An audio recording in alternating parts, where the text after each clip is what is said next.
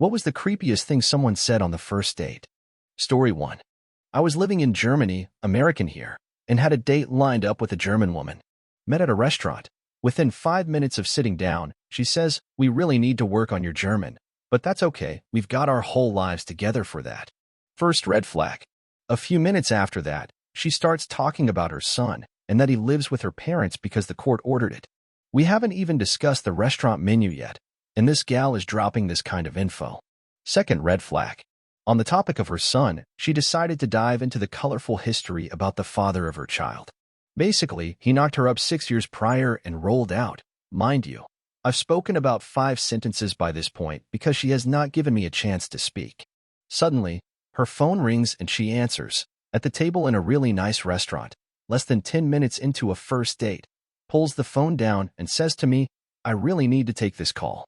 We still haven't even ordered our food at this point, and I'm sitting there by myself. 5 minutes pass. 10, 20. I finally order my food because I was looking forward to trying this restaurant, lol. I get my food, eat it, and prepare to pay the bill. I assume this gal just wasn't interested and ghosted me. Nope. After an hour, she comes walking back to the table, crying her eyes out, saying that call was from her baby daddy and he wants to get back with her. She is upset because it's a tough decision.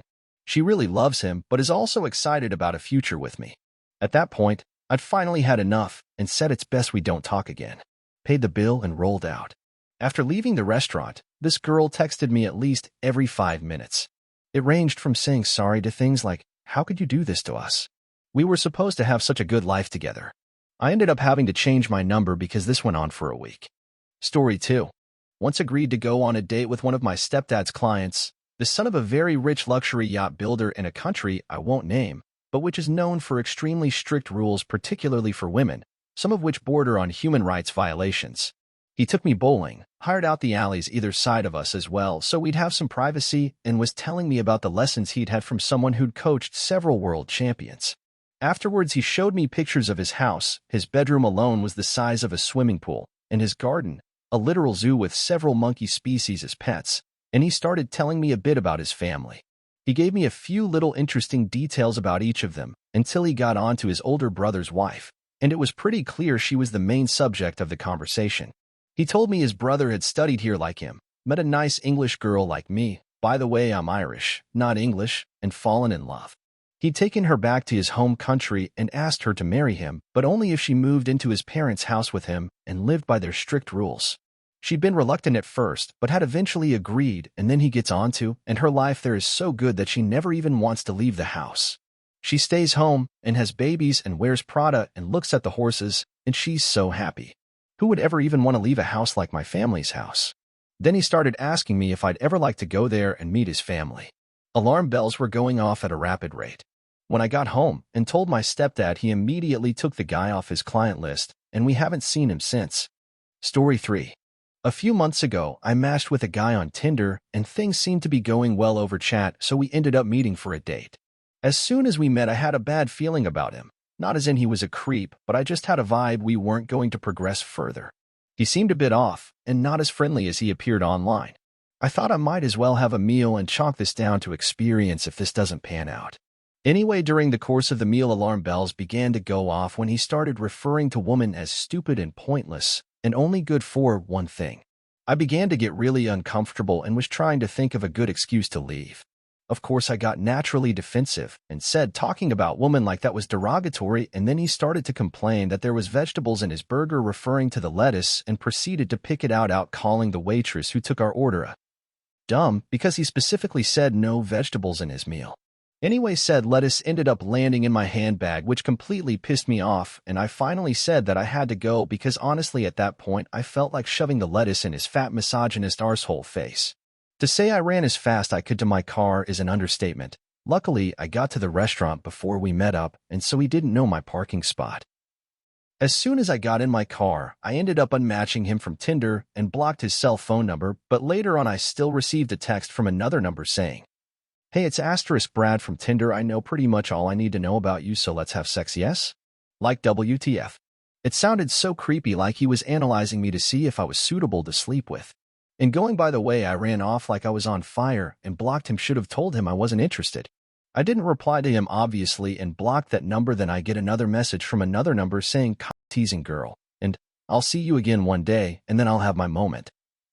That was the last thing I heard from him. Not only was he an utter cunt, but he was creepy too. And he had a face the size of a planet. Story 4. Met a guy off a dating app at a restaurant. He looked nothing like his picture, but fine, I'm not rude. He ordered Diet Dr. Pepper with his meal and drank the first one in 30 seconds or so and started snapping at the waitress for more. I swear he drank 15 to 25 cups at least during this awful meal. I've never seen anything like it, and I was really uncomfortable and grossed out. He kept bringing up meeting his kids because they need a stepmom, and his mother because he's close to her, and she was gonna really love having me. He practically licked his plate clean, and I was so uneasy, I couldn't eat. So he got a to-go box for my food, but for himself. I keep thinking gluttony, who drinks like that? No manners at all either. He called his mom during to let her know he found the one. I was barely even talking, because his behavior was so gross, and then he didn't leave a tip. I went back and put a tip, and I took my time hoping he would just leave, but no, he was waiting. We went outside, and I was a little scared to walk to my car because of the conversation, and him saying his kids would love me as a stepmom, and other nonsense. I told him thanks and bye, and he asked for a hug. I said I am not comfortable giving hugs to people at all, even ones I know well, so no. He then asks for a kiss. Now WTF? If I don't hug you, why TF would I kiss you? Seriously? I said no way. He then got closer and was saying please, please. I stepped back and said no thanks, seriously no. I decided to just walk to my car and drive to a store in case he followed me. He followed me to my car and was still asking for a kiss. I got in and locked the doors and drove off fast, hoping he didn't have time to follow me. I swear he teleported in his car because he was right behind me. He didn't obviously, he just happened to be parked a car away. I did drive around aimlessly for a while, then go to Target, because I was really afraid to drive straight home. It was crazy. Then he started texting me. I was trying to be nice, especially since it was the first date I'd gone on in years, and I thought maybe this is normal behavior? Maybe I'm being weird. He sent me photos of his kids in fancy clothes, saying they just bought new wedding outfits. He sent me pictures of him cooking chicken and of a pool, and told me I was to come spend the weekend swimming and eating at his place. He said he told his mom about me, and she can't wait to meet me. I blocked his number LOL. Then he started messaging me through the dating app, and I deleted the app. Scared me honestly, and I didn't go on another date for a couple years. The way he was dressed really bothered me too, which I know is stupid, but he was wearing a pink polo with jean shorts and black dress shoes, with white socks pulled up to his knees. The whole thing was kinda scary / kinda embarrassing. Story 5. Okay. He didn't actually say it with words alone. I ran into a guy from high school years after graduation, and he invited me to meet up with him and some of our other friends who I had lost contact with. Well, when I got to the restaurant, there was nobody else there, just him. Yup. I was ambushed into an unwanted date. To make it worse, he had told the waitstaff we were on a date and to take their time. 2 hours later, I was finally able to leave. He walked me to my car, even though I asked him not to, and when I went to get in, he blocked me and he leaned in for a kiss, which I was not down with at all. It was a dark parking lot, and there was nobody around. Super sketchy. Welp, something at dinner did not agree with him. I turned my head to the side and went for a friendly hug instead of his attempted kiss, and his bowels unloaded. It was the loudest and gnarliest fart I have ever heard. It happened the second the hug commenced, and he didn't let go until it was done. Then he tried to kiss me again. I deflected into another awkward hug, and he farted again. All in all, it was at least 30 to 45 seconds of combined ass blast. In the end, he made eye contact and said, "Let's do this again." Hard pass. Story 6. I went on a roller coaster of a date with a French guy in Paris. It was summer, and we were meeting on the steps of Sacre-Cœur. We arrived, and he brought red wine, and I made a comment jokingly saying, "Oh, you got red, and summer." And he responded with, "Oh, I guess I'm a piece of shit for getting the wrong wine," which immediately made me think I have made a dire mistake. I reassured him and told him I was just teasing, but that was red flag number 1. During our convo, he kept complimenting me incessantly, like to the point where it's uncomfortable. After like 10 compliments, you don't even know what to say anymore. Like at one point, I was telling him a story and he kept interrupting me to say, "Your eyes are so beautiful, I can't stop staring at them." And I was like, "Thank you, that is so nice." Okay, back to my story. Like it was nonstop.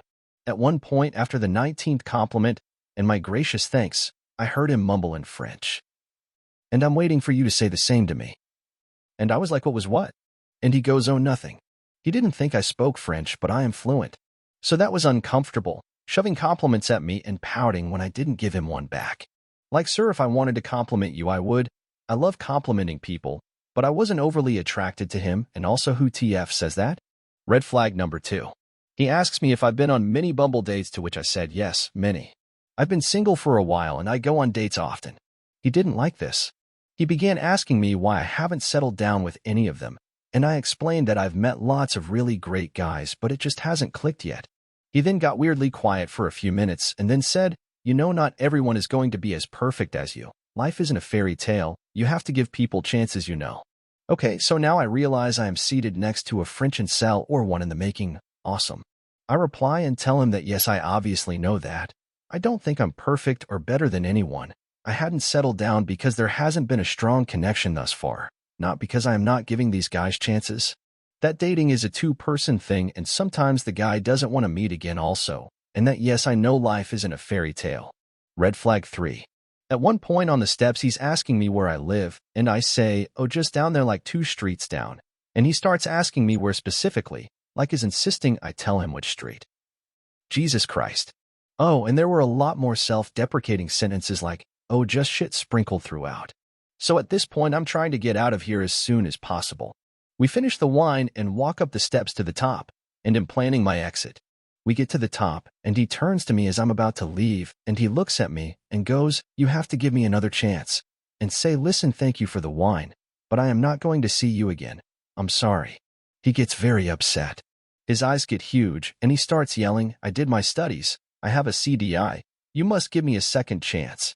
In France, a CDI is a permanent contract, and it's a big deal because you can't be fired. But like every person I know has a CDI. And since when does having a permanent contract equate to women owing you something? By now, people are starting to look at us. I am calmly telling him that no, I don't think so, when he grabs my arm and keeps going on about his CDI. But people are looking, so he lets go. And I say to him that this is not fun. I am not enjoying this, and I don't have to do anything. He has a moment where I think he's about to hit me, and I can see his eyes thinking and trying to figure out how to keep me here without causing a scene. And I take my chance and run down the stairs as fast as I can. And I am obviously terrified because he knows the general area where I live. Thankfully, he didn't follow me, likely because of the crowd of people who started watching us. Never blocked someone so fast in my life.